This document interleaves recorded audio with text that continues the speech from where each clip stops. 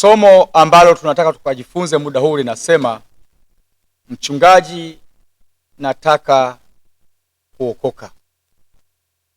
Mchungaji, nataka kuokoka.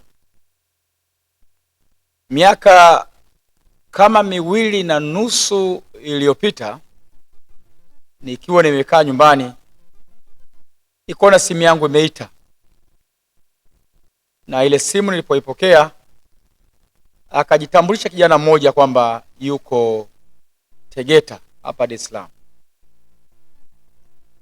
Akasema, nimekupigia, mimi ni kijana ambaye nasoma CBE. Maisha yangu kwa kweli yamekuwa ni maisha ya dhambi, yamekuwa ni maisha mbali kabisa na mapenzi ya Mungu, na nimefikia mahali nimechoka sana na maisha haya. Kwa hiyo nilijiambia kwamba nikiwa mwaka wa mwisho lazima niokoke, na ninapoamua kuokoka lazima niokoke mahali ambako nitaweza kusimama imara na Mungu. Kwa nasema, nimekuwa na wiki kadha nimeingia kwenye mtandao, nimeanza kufuatilia mahubiri ya wahubiri mbalimbali.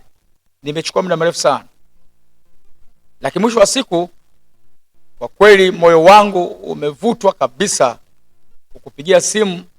Kwa hiyo nahitaji uniongoze sala ya toba. Kwa hiyo niko hapa, nahitaji uniongoze sala ya toba. Nikamuuliza kwa mazingira gani, akasema niko chumbani.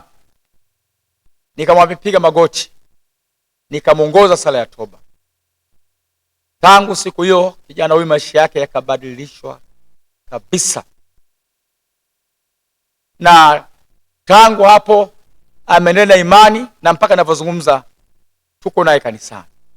Amekuwa kijana mwingine kabisa anayempenda Mungu. Matukio nimekuwa nikutana naye mara nyingi sana, na tukio la mwisho kabisa haikuwa siku nyingi, amenipigia simu mwingine kutoka Dodoma. Akasema, mchungaji, mimi ni kweli nimekuwa nikisali, ninaabudu, natumika kanisani, lakini ukweli baada ya kusikiliza mahubiri yako, nimesikiliza kwa muda wa kutosha mahubiri yako, nimekuja kugundua kwamba kumbe ilikuwa sijaokoka. Kwa sababu naomba kama una muda wa dakika chache tu, niko hapa, niongoze sala ya toba. Nahitaji kuokoka. Na akasema kijana ule, na ninaahidi kubadilika kabisa, kutoangalia tena picha za uchi. Akaanza kueleza maisha yake kwamba ninaahidi mbele za Mungu. Nikamuongoza sala ya toba na kumueleza namna gani sasa asimame imara katika Mungu. Watu wa namna hii wengi, ningetoa mifano mingi sana. Watu ambao wanafikia mahali wako tayari kuyatoa maisha yao kwa Bwana Yesu. Inawezekana hata wewe unaniangalia na kunisikia muda huu, moyo wako unatamani kumgeukia Mungu. Umeishi maisha ya dhambi, umefikia mahali umeona yatosha. Saa ni hii, muda ni sasa, wakati uliokubalika wokovu ni huu. Usiendelee kuahirisha. Umeahirisha sana. Nitaokoka nikiwa mzee, nitaokoka nikipata kazi, nitaokoka nikiolewa. Wakati yamkini Mungu anakusubiria uokoke ili uolewe. Wewe unasubiria uolewe ili uokoke. Wewe wakati unasubiria upate kazi ili uokoke, Mungu anakusubiria uokoke ili upate kazi. Sasa Mungu yeye achoki, wewe ndio unajichelewesha. Nataka nikueleze, unatakiwa ufanye uamuzi sasa wa kumgeukia Bwana Yesu. Yule mlinzi wa gereza akawauliza mitume, Bwana zangu, yanipasa nifanye nini ili nipate kuokoka? Tasoma kwenye Matendo ya Mitume sura ya 16 mstari wa 30 hadi mstari ule wa 34. Biblia mahali hapa inasema hivi: kisha akawaleta nje, akasema, Bwana zangu, yanipasa nifanye nini nipate kuokoka? Wakamwambia, muamini Bwana Yesu nao utaokoka pamoja na nyumba yako. Wakamwambia neno la Bwana, yeye na watu wote waliomo nyumbani mwake. Akawakaribisha saa ile ile ya usiku, akaosha mapigo yao, kisha akabatizwa, yeye na watu wake wote wakati huo huo akawaleta juu nyumbani kwake, akawaandalia chakula, akafurahi sana yeye na nyumba yake yote, maana amekwisha kumwamini Mungu. Haleluya. Biblia inasema mlinzi wa gereza akawauliza mitume, bwana zangu, yanipasa nifanye nini ili nipate kuokoka? Wakamwambia, mwamini Bwana Yesu na utaokoka wewe na nyumba yako. Akachukua hatua, na alipochukua hatua, Biblia inasema akafurahi sana. Wokovu unaleta furaha, wokovu unaleta amani ndani ya moyo wa mtu. Dhambi zinaleta mashaka, na ndio tunaona watu wengi wana hofu ndani ya mioyo yao, hawana amani kwenye mioyo yao. Watu wengi wamezeeka, dhambi zinazeesha. Watu wengi wamezeeshwa na uzinzi na uasherati, wamezeeshwa na ulevi, wamezeeshwa na dhambi wanazozifanya. Mtu anakutajia umri wake na sura jinsi vilivyo, ni vitu viwili tofauti. Dhambi zinazeesha. Mgeukie Mungu leo, amua kuokoka sasa, na kuokoka ni rahisi. Shetani amelifanya neno lionekane gumu, kubwa, haliwezekani. Kuokoka maana yake ni kunusurishwa au kunusurika au kusalimishwa au kusalimika au kuopolewa kutoka katika maafa ambayo kwa dhahiri yangeweza kumpata mtu. Kwa mfano, mtu amekimbizwa na simba, kuna mti mbele yake, akakimbia akarukia ule mti, simba hajampata, tunasema ameokoka na hatari ya kuliwa na simba. Ajali imetokea, gari ilikuwa na watu 5, mtu mmoja amekufa, 4 wamepona.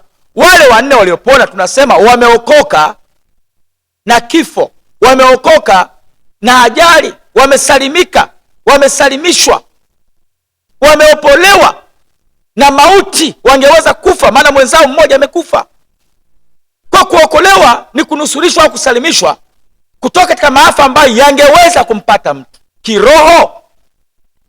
Kila mtu asiyemwamini mwana wa Mungu Yesu akifa haendi mbinguni, anakwenda motoni. Kila mwenye dhambi kama hajamwamini Yesu akifa haendi mbinguni. Biblia inasema katika Injili ya Yohana sura ile ya 3 mstari ule wa 36, maandiko matakatifu hapa yanasema hivi: amwaminie mwana yuna uzima wa milele, asiyemwamini mwana hataona uzima, bali ghadhabu ya Mungu inamkalia. Kila mtu anapoishi maisha ya dhambi, kwamba anafanya uzinzi, anafanya uasherati, kiburi, anatukana, kila mtu anapoishi maisha ya dhambi, hiyo dhambi ya ulevi, usagaji, ulawiti, dhambi zote, hakuna dhambi kubwa au ndogo, hiyo dhambi ikasababisha mtu atupwe kwenye moto wa milele, kwenye ghadhabu ya moto wa milele. Sasa mtu huyu anapokuwa tayari kutubu dhambi zake kwa kumaanisha kuziacha na kumgeukia Bwana Yesu, akifa haendi motoni kwenye mateso ya moto wa milele, akifa anakwenda mbinguni. Kwa lugha nyingine, mtu huyu kwa kitendo chake cha kutubu ameokoka na moto wa milele, ameokoka kutupwa motoni, ameokoka na ghadhabu ya Mungu, haendi motoni, anakwenda mbinguni. Hivyo tu. Kwani shetani anafanya neno lionekane kubwa? Kwa kuokoka ni kunusurika kwenda motoni, kwenye mateso ya moto wa milele. Fanya uamuzi sasa, fanya uamuzi leo, usiahirishe tena siku hii ya leo. Ujumbe huu ni kwa ajili yako. Mungu hataki uende motoni. Biblia inasema kwamba hapendi kuona wote wanapotea, bali wote wanafikiria toba. Na wokovu ni hapa duniani, sio mbinguni. Ndio maana Mungu anasema kwenye Zaburi sura ile ya 16 mstari ule wa 3, Mungu mahali hapa anasema maneno haya: watakatifu waliopo duniani ndio walio bora, hao ndio niliopendezwa nao. Mungu anazungumza na watakatifu waliopo duniani. Duniani ni hapa tunapoishi, kwamba wale ambao wametubu dhambi zao na kumwamini Yesu wakiwa duniani na kuishi maisha ya utakatifu, hao ndio walio bora, hao ndio wanaopendezwa nao. Kwa nini? Hapa ndio kwenye majaribu. Hapa ndipo tunapotakiwa kushinda uzinzi na uasherati, kushinda ulevi, kushinda dhambi za kila namna. Hapa duniani ndo shetani yupo. Usikubaliane na injili ya upotofu ile kueleza kuokoka sio duniani, ni mbinguni. Shetani mbinguni hayuko. Kama kuokoka mbinguni, hakuna analeta vizuizi, watu wataokoka. Shetani yuko hapa, ndiye anayezuia watu wasiokoke, ndiye anayebuni maneno ya ajabu ajabu kwamba hakuna kuokoka, ndiye anayekatisha tamaa watu wanaokoka, anainua kejeli, dhihaka, dharau kwa watu wa Mungu ili kuwavunja moyo watu waliokolewa waone kwamba wokovu ni kitu ovyo. Ndio maana Yesu akasema si wote wawezao kulipokea neno hili, ila wale waliojaliwa. Kuokolewa ni kujaliwa, ni ufunuo wa Roho Mtakatifu. Ni maombi yangu kupitia neno hili, Bwana akufunulie ujue maana ya kuokoka na umdharau shetani na kejeli zake na kazi zake katika jina la Yesu. Haleluya. Mungu anasema kwenye Injili ya Luka sura ile ya kwanza mstari ule wa 77, Mungu mahali hapa anasema hivi: uwajulishe watu wake wokovu katika kusamehewa dhambi zao. Wokovu unapatikana baada ya kusamehewa dhambi. Mtu akisha kuwa tayari kutubu dhambi, akisamehewa, ndipo anapokea wokovu ambao tumeshaona kwamba haendi motoni, anakwenda mbinguni ambako hakuna kilio, hakuna maombolezo. Na mji ule Biblia inasema chochote kinyonge kitaingia. Wanaoingia mbinguni ni watakatifu tu, watu ambao hawakupenda maisha yao, hawakupenda anasa za dunia hii, walikuwa tayari kuchekwa, kudharauliwa kwa ajili ya Injili. Biblia inasema msidanganyike, wenye dhambi hawataurithi ufalme wa Mungu. Kuishi maisha ya dhambi na kufikiri kwamba tukifa tunakwenda mbinguni ni kujidanganya. Usikubali kuendelea kujidanganya, maana Biblia inasema tafuteni kwa bidii kuwa na amani na watu wote, na huo utakatifu ambao hapana mtu atakayemwona Bwana asipokuwa nao. Uchungaji sio tiketi ya kumwona Mungu, wala kuimba kwaya. Tiketi ya kumwona Mungu ni kuishi maisha ya utakatifu. Dini sio tiketi ya kumwona Mungu. Watu wengi kwa sababu wana dini wanafikiri ni tiketi ya kumwona Mungu, wana amani. Dini ni mpango wa mwanadamu kumtafuta Mungu. Wokovu ni mpango wa Mungu kumtafuta mwanadamu. Sasa wewe amua kukaa kwenye mpango wa wanadamu au mpango wa Mungu. Mimi ninakushauri kaa kwenye wokovu ambao ni mpango wa Mungu, ili ukamwone Mungu mbinguni milele. Yesu anasema mimi ndimi njia, kweli na uzima, mtu haji kwa Baba ila kwa njia ya mimi. Muamini Bwana Yesu muda huu, saa hii, kwa lugha nyingine ya kiroho. Vile vile sio tu kwamba kuokoka maana yake ni kunusurishwa au kusalimika au kusalimishwa au kusalimika kutoka katika maafa ambayo yangeweza kumpata mtu, lakini vile vile kuokoka ni kurejesha uhusiano ulioharibika kati ya mtu na Mungu, pale mtu huyu anapokuwa tayari kutubu dhambi zake na kumgeukia Mungu. Rejesha uhusiano wako ambao umeharibika. Dhambi zinaharibu uhusiano wa mtu na Mungu, maana Mungu ni mtakatifu. Mungu hafurahii dhambi. Unajua Mungu hana uhusiano na dhambi kama ilivyo mabenki hayana uhusiano na maskini.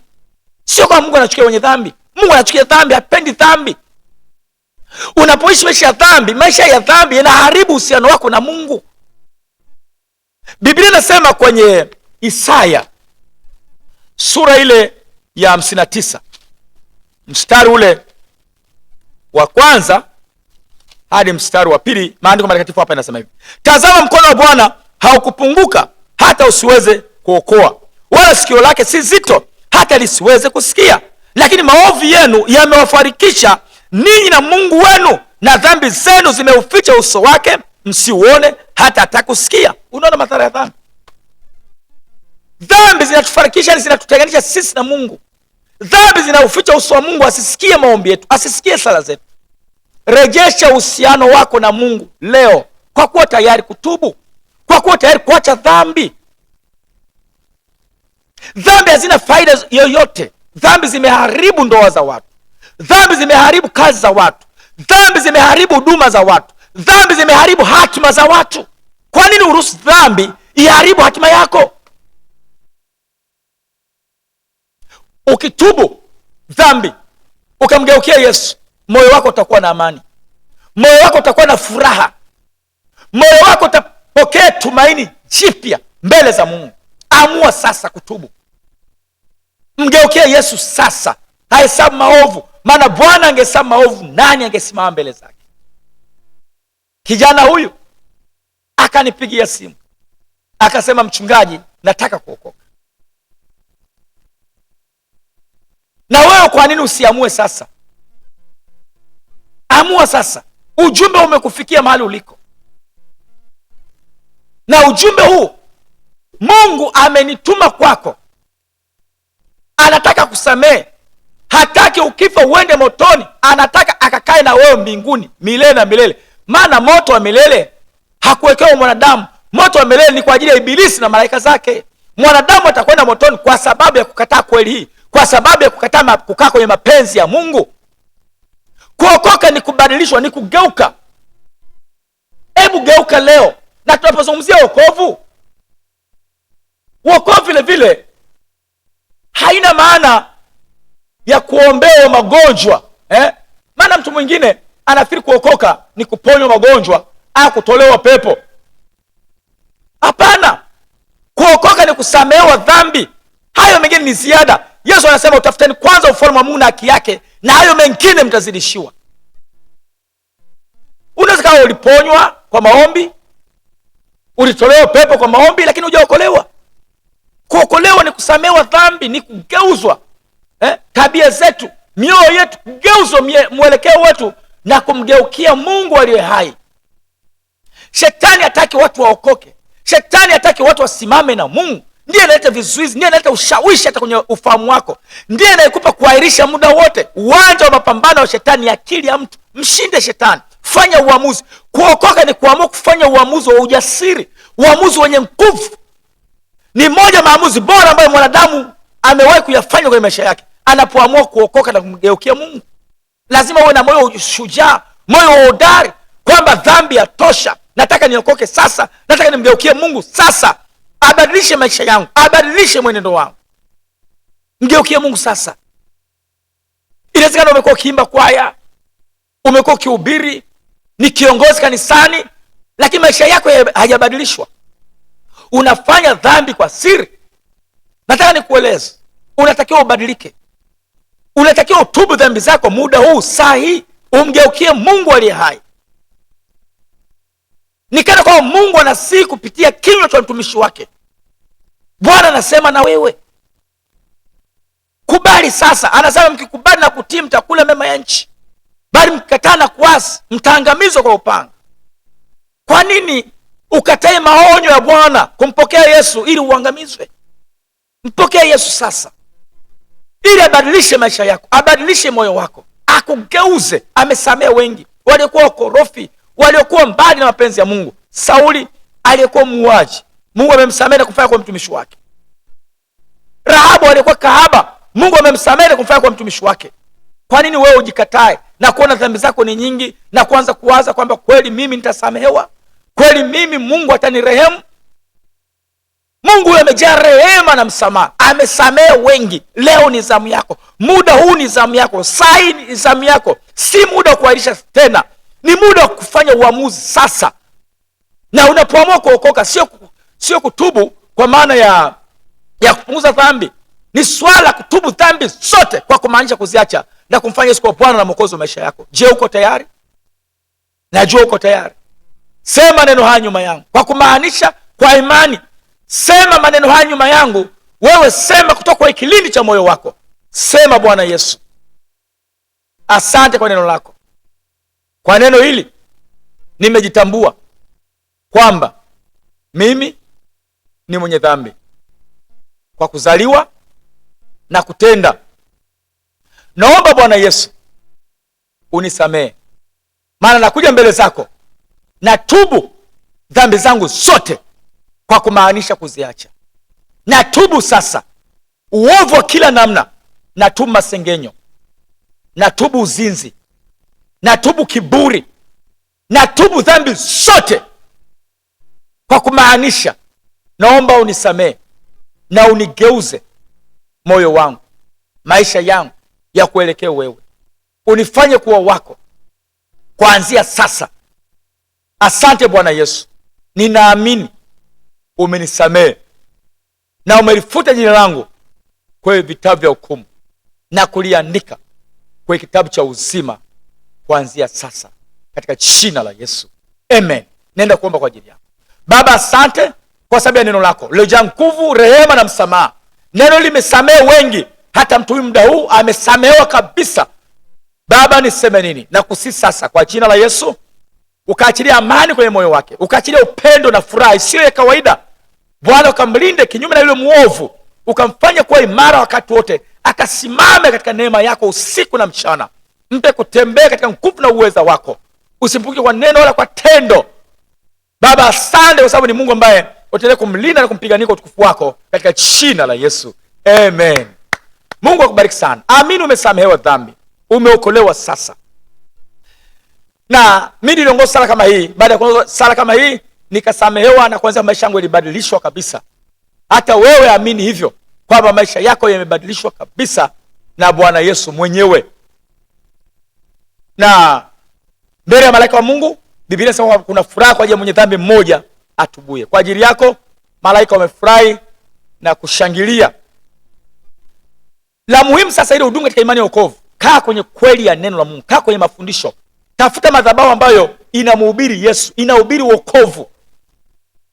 Nyakati za kumalizia, madhabahu ziko nyingi, wahubiri wako wengi, lakini madhabahu zinazohubiri kweli ya neno ni chache. Tafuta sehemu ambayo unafundishwa kukaa kwenye njia nyembamba. Yesu anasema jitahidini kuingia kupitia mlango ulio mwembamba, maana njia ni pana iendayo upotevuni. Injili nyingi inawafanya watu wakae kwenye njia pana. Tafuta mahali ambako injili ya kweli, neno la msalaba linahubiriwa. Kaa hapo. Na kama uko Dar es Salaam, usisite kunipigia simu. Hata kama uko mkoani unahitaji kuokoka, usisite kunipigia simu, na mara moja nitaweza kushirikiana na wewe katika kupokea huo wokovu. Chukua namba ya simu chini ya skrini yako. Mungu wangu akubariki sana. Tuonane kwenye vipindi vinavyofuata.